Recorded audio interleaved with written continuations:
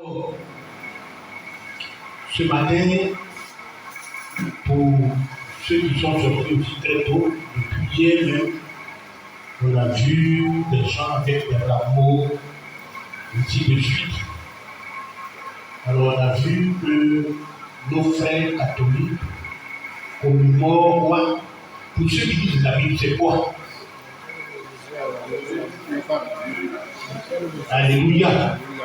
Donc, ils commémorent l'entrée triomphale de Jésus à Jérusalem. Alléluia. Vous savez, c'est quelque chose de prophétique. C'est Dieu qui parlait de façon prophétique au peuple d'Israël.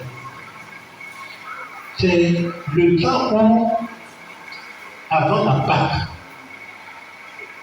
le peuple d'Israël devrait apporter un agneau sans défaut.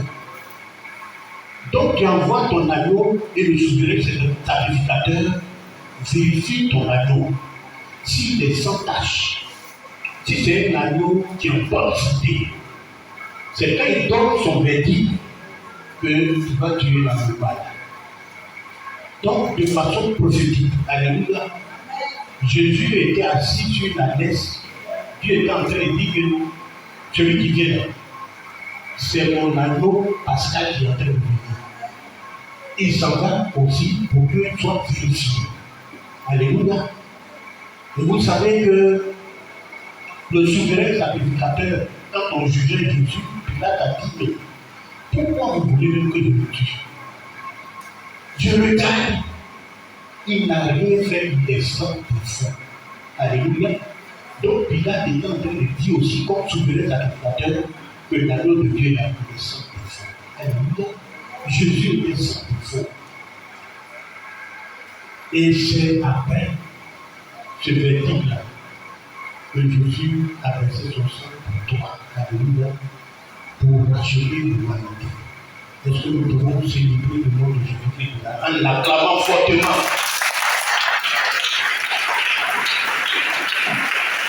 Alléluia. Sans défaut. Oui. Dieu était en train de chercher un agneau. Il a regardé parmi les hommes. Il a regardé partout. Lui qui a créé l'homme. Il s'est dit, mais je veux avoir une relation avec l'homme. C'est pourquoi j'ai créé l'homme. J'aime l'homme. La Bible dit que quand il a créé l'homme, lui-même, il a jeté un regard approbateur et a dit, oui. Lui, ça c'est une merveilleuse création. Il était content. Et puis le péché est arrivé, séparé. Donc Dieu était triste. Il était triste, l'homme était séparé de lui. Et qu'est-ce qu'il va faire? Il va tuer un animal pour permettre que vraiment l'homme puisse s'approcher de lui. Il va y avoir un système de sacrifice. Il a compris que ce n'était pas suffisant. Alléluia. Et la Bible nous dit qu'un jour, Jésus qui était dans le sein du Père, il a regardé le Père, il a vu dans les yeux du Père la tristesse, les larmes, parce que Dieu aimait l'homme. Il dit, mais qu'est-ce que je dois faire?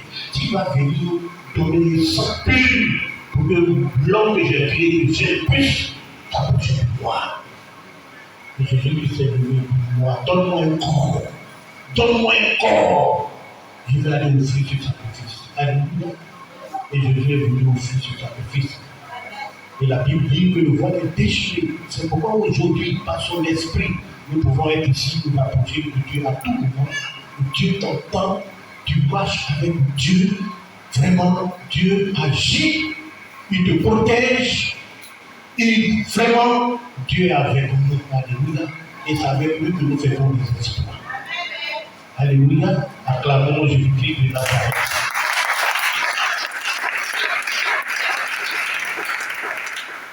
Alors, ce matin, nous avons un thème. Les événements des derniers temps. Gloire à Jésus. les événements des derniers temps.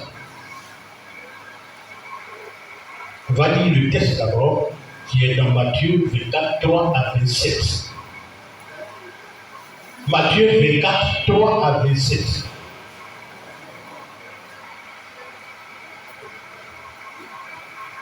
Matthieu chapitre 24, du verset 3 à 27. Il s'assit sur la montagne des Oliviers et les disciples vinrent en particulier lui faire cette question. Dis-nous, quand cela arrivera-t-il et quel sera le signe de ton avènement et la fin du monde?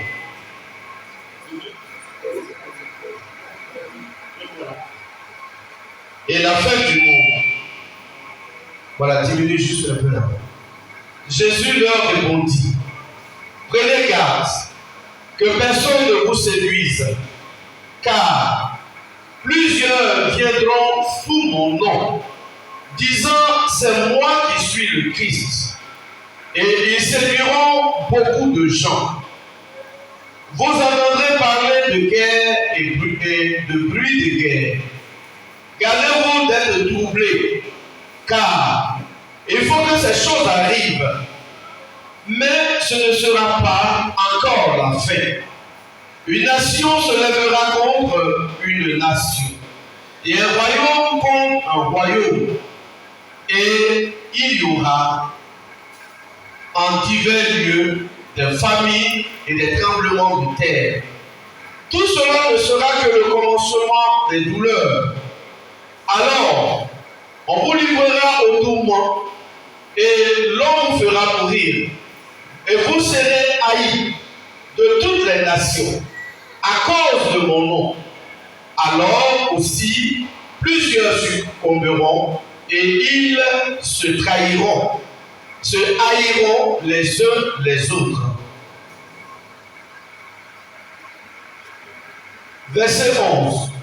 Plusieurs faux prophètes se lèveront et ils séduiront beaucoup de gens. Et parce que l'iniquité sera accrue, la charité du plus grand nombre se refroidira. Mais celui qui persévérera jusqu'à la fin sera sauvé. Cette bonne nouvelle du royaume sera prêchée dans le monde entier pour servir de témoignage à toutes les nations. Alors viendra la fin. C'est pourquoi, lorsque vous verrez l'abomination de la désolation dont a parlé le prophète Daniel s'établit en lieu saint, que celui qui lit fasse attention. Alors, que ceux qui seront en Judée fuient dans les montagnes, que celui qui sera sur le toit ne descende pas pour prendre ce qui est dans sa maison. Et que celui qui sera dans les champs ne retourne pas en arrière pour prendre son manteau. Malheur aux femmes qui seront enceintes et à celles qui allaitent en ces jours-là. Priez pour que votre fuite n'arrive pas en hiver, ni un jour de sabbat. Car alors, la détresse sera si grande qu'il n'y en a point eu de pareil depuis le commencement du monde jusqu'à présent et qu'il n'y en aura jamais.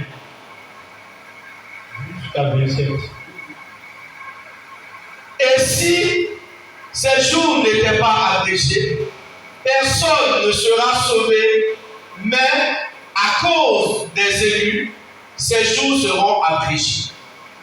Si quelqu'un vous dit alors, le Christ n'est pas ici, ou il n'est pas là, ne le croyez pas. Car il se lèvera de faux Christ et de faux prophètes. Ils feront de grands prodiges et des miracles au point de séduire. S'il était possible, même les ennemis. Je reprends le verset 24. Car il se lèvera de faux Christ et de faux prophètes. Ils feront de grands prodiges et des miracles au point de séduire, s'il était possible, même les élus. Voici,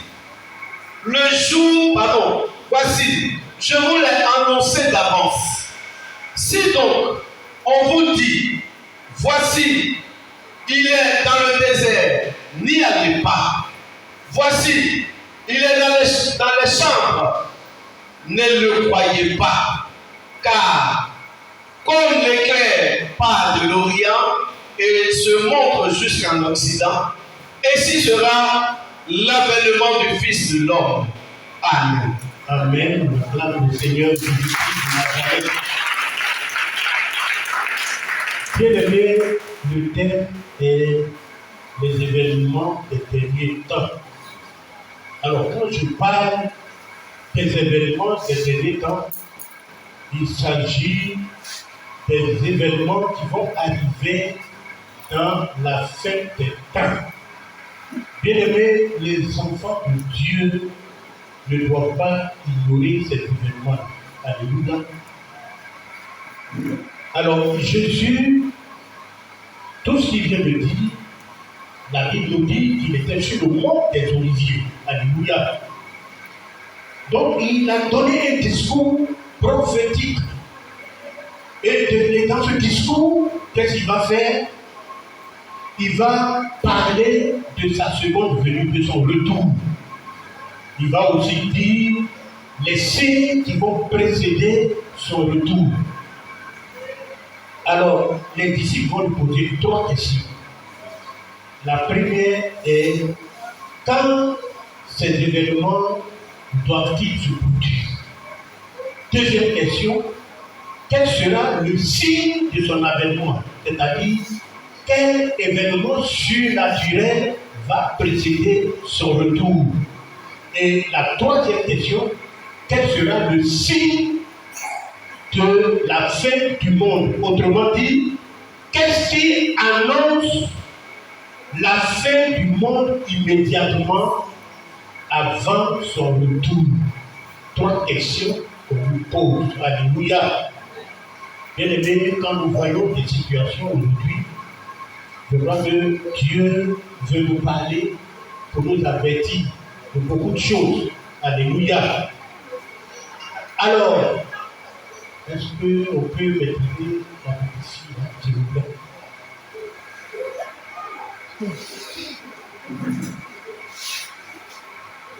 Donc, le Seigneur Jésus, on nous pose la question. Et il va dire aux disciples, il dit en ce qui concerne le jour précis et l'heure exacte de ma seconde venue, personne ne le sait, sauf celui qui m'a envoyé, c'est-à-dire sauf le Père. Mon retour sur terre, personne ne le sait, n'a pas été fixé. Alléluia, je me souviens que quelques années encore en arrière, je disais que l'année 2000, là, c'était la fin du monde. Et à l'approche même de l'année 2000, il fallait voir tout le monde. Avant même l'année 2000, il y avait certaines personnes, soi-disant prophètes, qui déjà étaient en train de scruter les années à venir pour nous dire que la fin du monde est proche. Beaucoup de choses se disaient concernant la fin du monde. Mais bien aimé, une vérité est sortie de la bouche de Dieu, de Jésus-Christ lui-même. Parfois, on ne fait pas attention. Celui-même qui a la vérité là, il parle. Et puis, on ne l'écoute pas, c'est des personnes qu'on veut écouter. Il dit, en ce qui concerne la fin du monde, toutes ces choses-là, personne ne le sait. Personne ne le sait, sauf Dieu. Alléluia. Donc pour moi, c'est une affirmation qui devrait suffire à nous mettre en garde contre toute tentation de fixer des dates. ou d'accorder du crédit à ceux qui le font. Lui-même l'a dit de sa bouche. La vérité, il dit personne ne le sait. Donc pourquoi écouter des personnes qui créent des dates? Alléluia. Écoutons la vérité. Et cette vérité est sortie de la bouche de Jésus-Christ de Nazareth. Alléluia. Que personne ne vous trompe. Concernant la fin du monde, concernant le jour, c'est-à-dire du retour de Jésus, tout ça, il n'y a pas de jour précis. Dieu n'a pas donné un jour précis. Il n'a pas donné non plus une heure précise. Alléluia. Est-ce que quelqu'un m'entend ce matin? Alors Jésus dit, comme personne ne le sait le jour précis, ni l'heure exacte de son retour, c'est pourquoi il faut bien que chacun de nous puisse, n'est-ce pas, préparer ce jour-là. Alléluia. Il n'a pas donné une date. Il n'a mis l'heure. Et il va dire que ces jours-là, toute cette attente, ces jours-là vont être comme le jour de Noé. Alléluia. Au temps de Noé. Il nous dit qu'au temps de Noé, les gens se mariaient.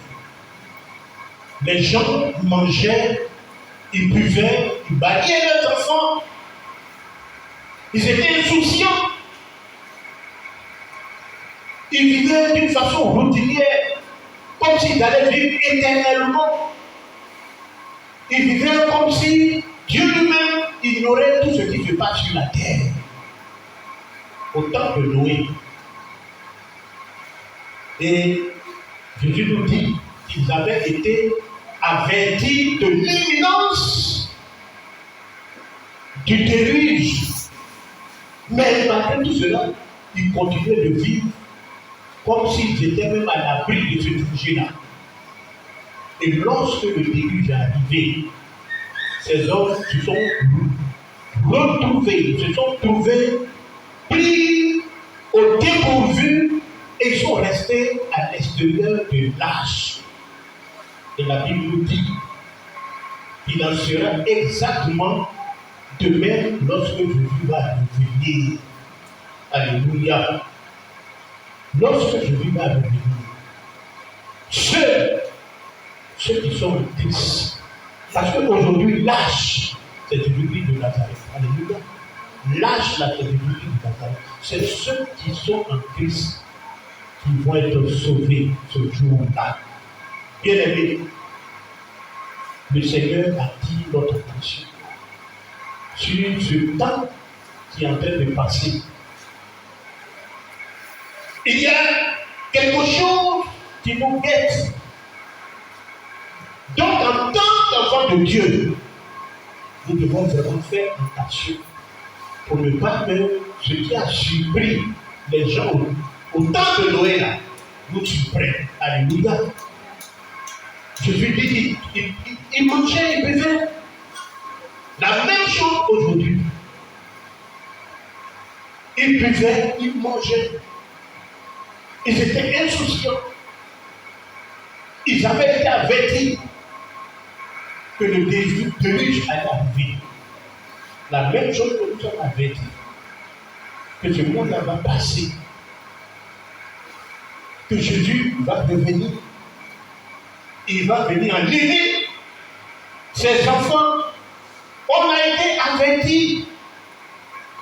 Mais est-ce que nous vivons par rapport à ces avertissements? Alléluia. Est-ce que chacun pense au retour de Jésus, à ce qui va arriver? Bien aimé, je prie que ce jour-là ne me surprenne pas au nom de Jésus. Alléluia. Alléluia. Alors, Jésus donc va, puisqu'il pose la question sur les signes qui vont précéder sa venue, Jésus va donner quelques signes, on va voir juste quelques signes. Jésus va dire, si quelqu'un vous dit que le Christ est ici ou là, ne le croyez pas, car il s'élèvera de faux Christ et de faux prophètes. Prenez garde que personne ne vous séduise, car plusieurs viendront sous mon nom disant, c'est moi qui suis le Christ, et ils séduiront beaucoup de personnes. Alléluia. Alléluia. Bien-aimés,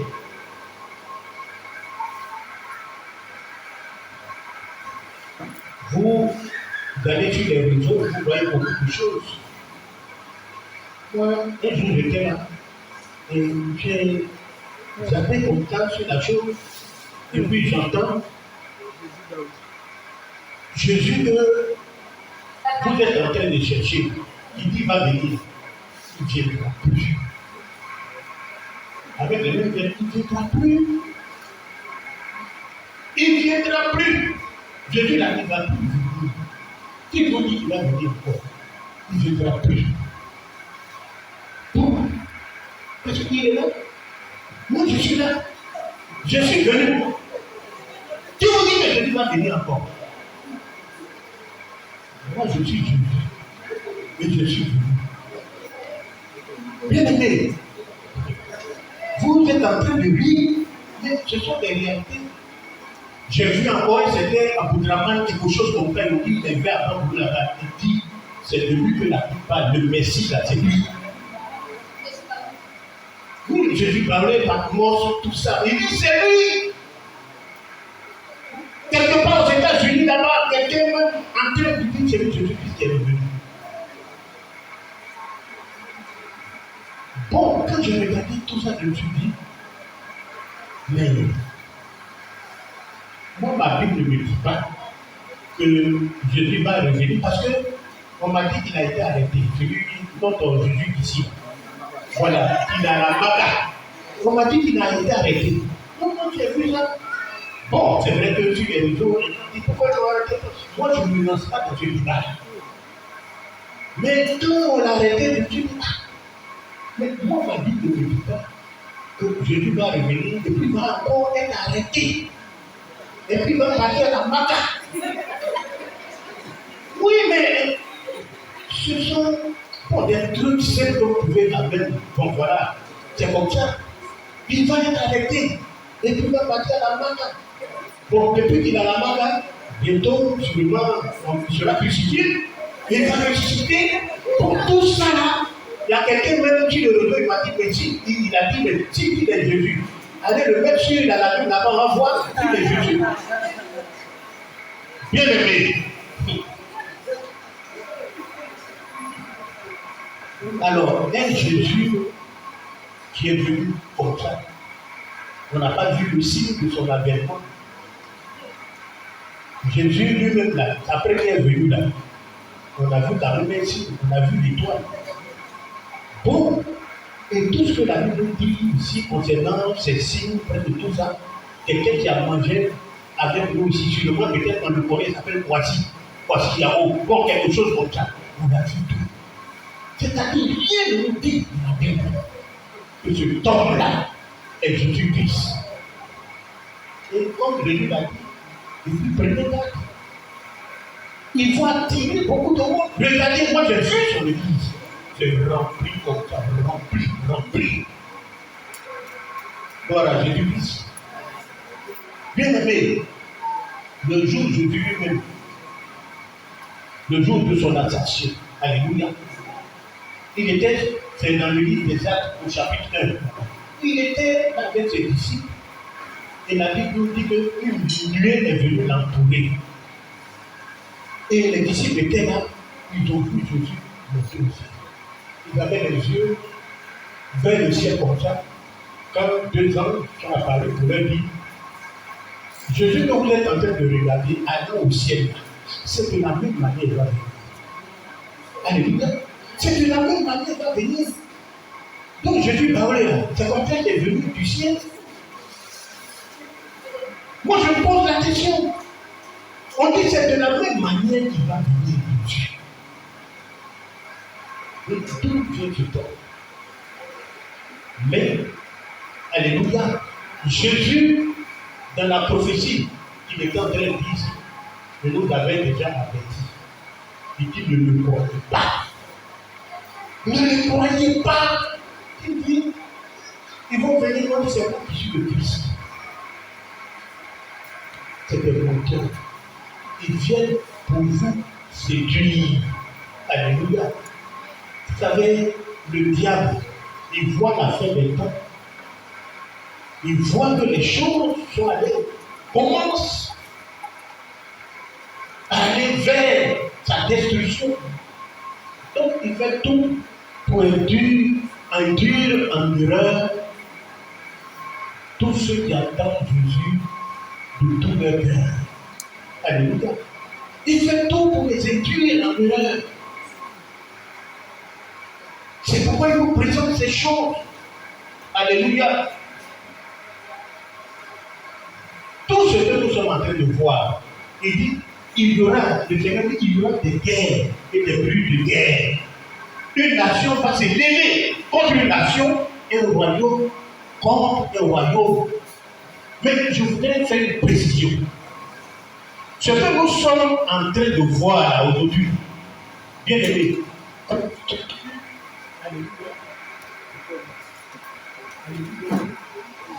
alors, ce que nous sommes en train de voir là, constitue le prélude, c'est-à-dire le commencement et non l'accomplissement de la prophétie de Jésus. Je veux dire quoi?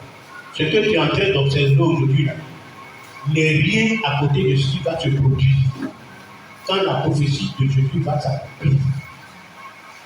Alléluia. Parce que la prophétie de Jésus là, elle est, je veux dire, elle va être visible. On va mieux la comprendre qu'après l'enlèvement. Alléluia. C'est après l'enlèvement que nous allons voir ces choses de façon claire. Mais ça, ce sont les commencements. Commencement de la douleur, des douleurs de l'enfantement.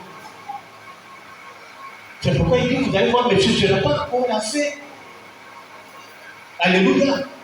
Des famines, des tremblements de terre vont se produire en tout lieu. Vous savez, aujourd'hui, les dirigeants du monde actuel, là, ils se tiennent, ils voient un peu, ils se disent, bon, voilà, la famine dans tous les pays, à cause de quoi? À cause de l'explosion démographique.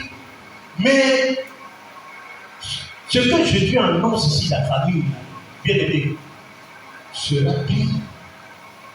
Ce que nous voyons là, ce n'est pas encore l'accomplissement. Ce n'est pas encore l'accomplissement. Tous ces tremblements de terre ne sont rien à côté de ceux qui accompliront la prophétie de Dieu. Alléluia. Alléluia. Alléluia. Bien-aimé, l'Église doit se garder des faux prophètes et des faux Christ. Tu dois te garder des faux prophètes et des faux Christ. Gloire à Jésus. Je le disais, pour qu'on aille vraiment, qu'on puisse comprendre ces choses. C'est vrai que j'ai dit les événements de la fin des temps, donc on aura l'occasion de revenir dessus, de faire un enseignement en profondeur pour voir le calendrier de Dieu, le calendrier des événements de Dieu. Alléluia. Mais pour tous ceux qui lisent la Bible, comprennent que le prochain événement dans le calendrier de Dieu, c'est quoi? C'est l'enlèvement. Alléluia. C'est l'enlèvement. C'est après l'enlèvement que l'horloge prophétique de Dieu va se mettre en marche et nous allons voir tout ce que Dieu a dit dans la prophétie. Gloire à Jésus. Donc, pour que les disciples puissent comprendre par rapport à leurs questions, Jésus va leur donner une parabole que nous allons voir. Alléluia. Alors, tu vas prendre la Bible dans Matthieu verset 1 à 13. Matthieu verset 1 à 13. Bien.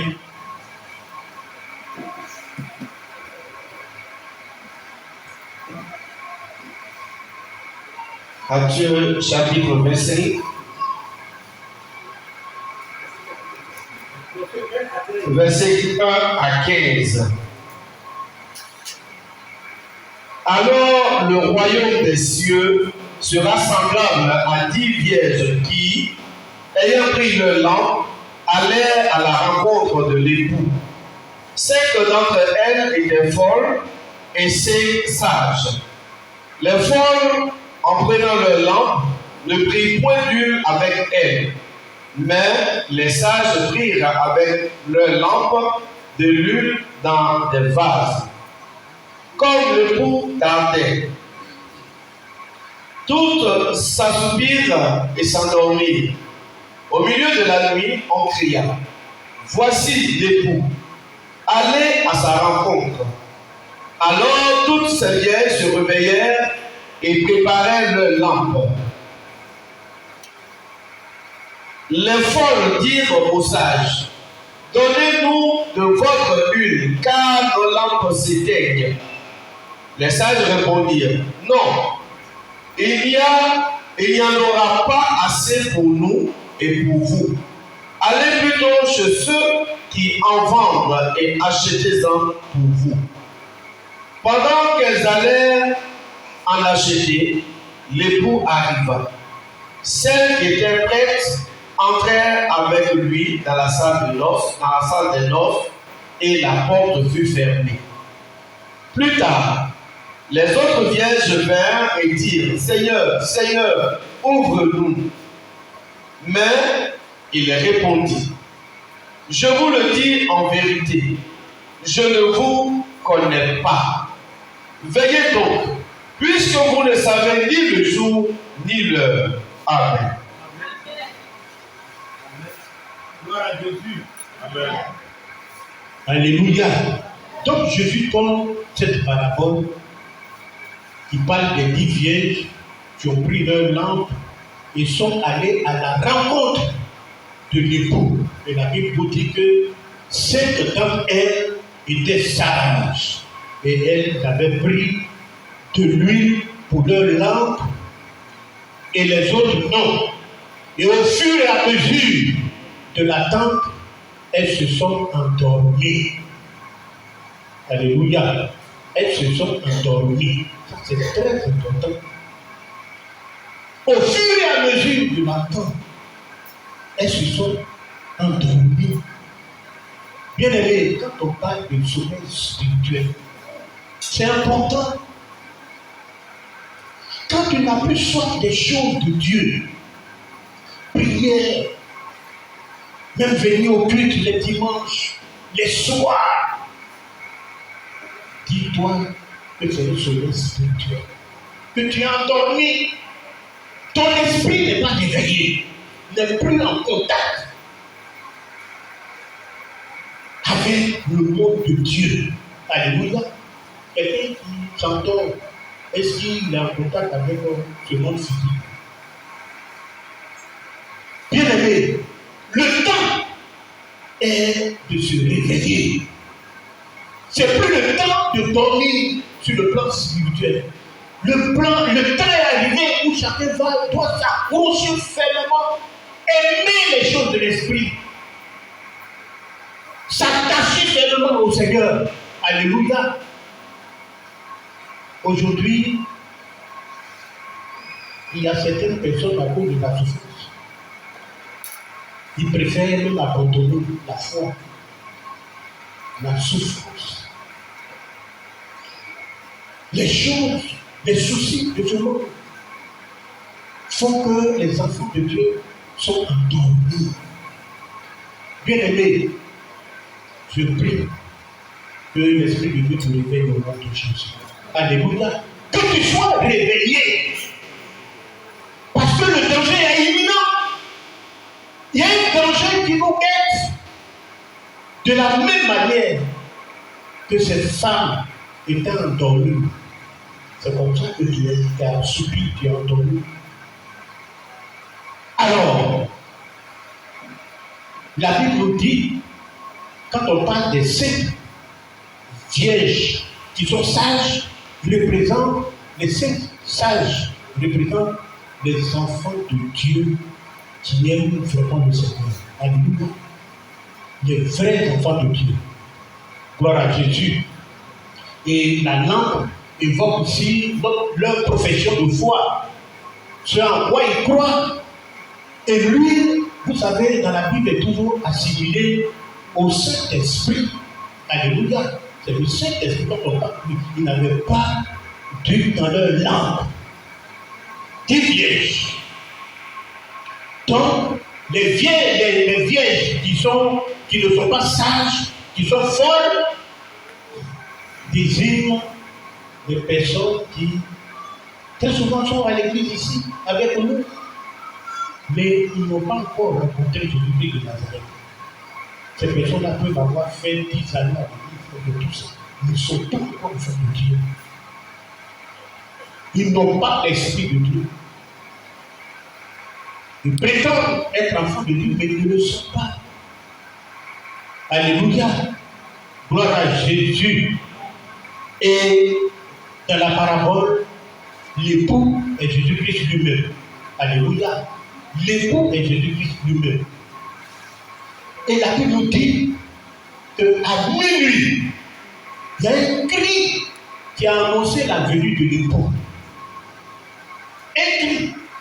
Ça vous dit qu'il y a toujours un signe qui va précéder le retour de Jésus. Alléluia. Alors, donc, les vieilles se sont réveillées et ont préparé leur lampe. Maintenant, il se trouve que celles n'avaient pas d'huile et ont demandé aux autres de leur donner de l'huile. Et les autres leur ont dit non, nous ne pouvons pas vous donner de l'huile. Allez, vous en achetez. Au départ, vous avez pensé que ces femmes-là étaient quand même méchantes. Vous êtes quelque part.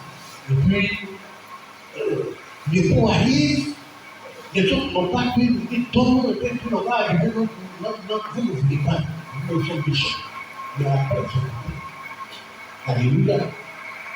Ils n'ont pas été égoïstes, parce qu'il y a des choses qui ne se font pas. Alléluia. Tu ne peux pas jeter le Saint-Esprit. Alléluia. Tu ne peux pas. Je vous dis que lui est assimilé au Saint-Esprit, comme le Saint-Esprit non plus.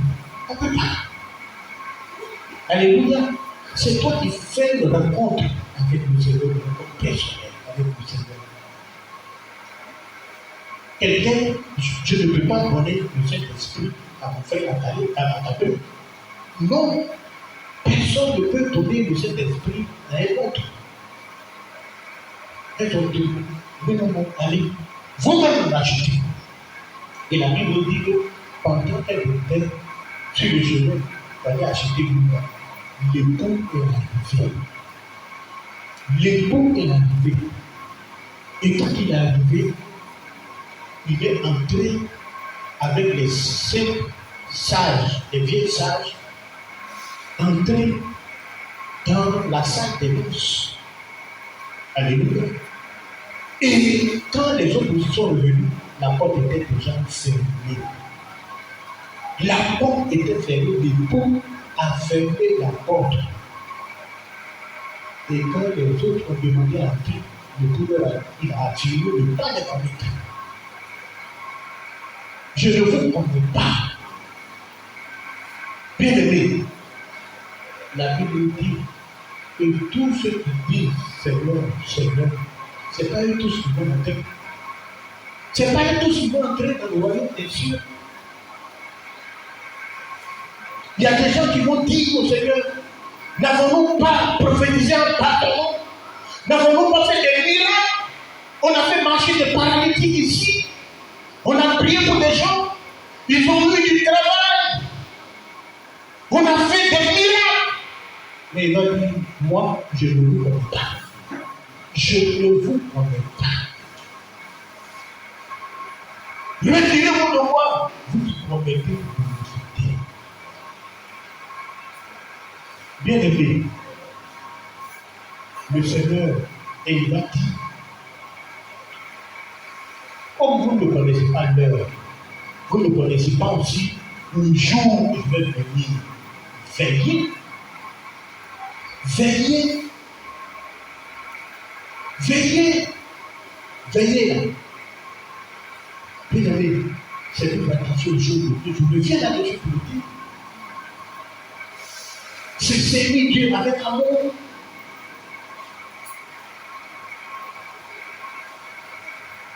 C'est s'éloigner du péché. C'est vivre une vie de consécration à l'Éternel. Alléluia.